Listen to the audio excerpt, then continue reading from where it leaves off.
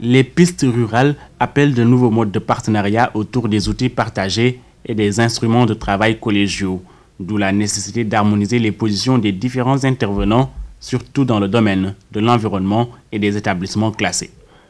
Ensemble, nous avons partagé les problématiques de la gestion environnementale et sociale pour harmoniser, parler le même langage, permettre également aux autres structures de comprendre ce que nous voulons dans les évaluations environnementales.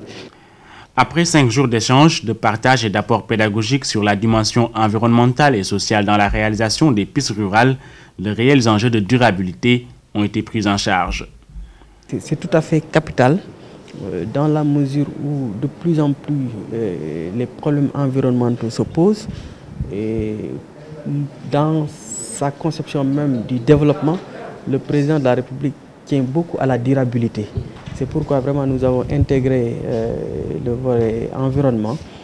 Maintenant, la direction régionale de l'environnement et des établissements classés pour, disons, accompagner les collectivités locales dans la gestion et l'entretien des pistes rurales.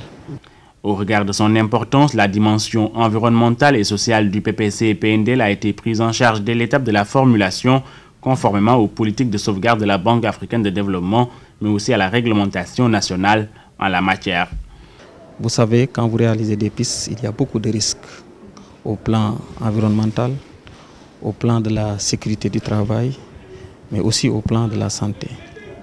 Pour atténuer ces risques, il est important de mettre en place un plan de gestion environnementale et sociale. Et c'est ce que le PNDL a fait en rapport avec les services de l'environnement qui nous ont même attribué un certificat de conformité avec les normes en vigueur. Donc, vous voyez, renforcer la capacité d'une trentaine d'agents de l'État nous paraît utile. Au niveau du PPC et PNDL, l'ensemble des tronçons ont fait l'objet d'études d'impact environnemental avec la prise en charge des spécificités de chaque site. Les plans de gestion environnementale et sociale issus des études ont été intégrés dans les dossiers d'appel d'offres et promptement mis en œuvre.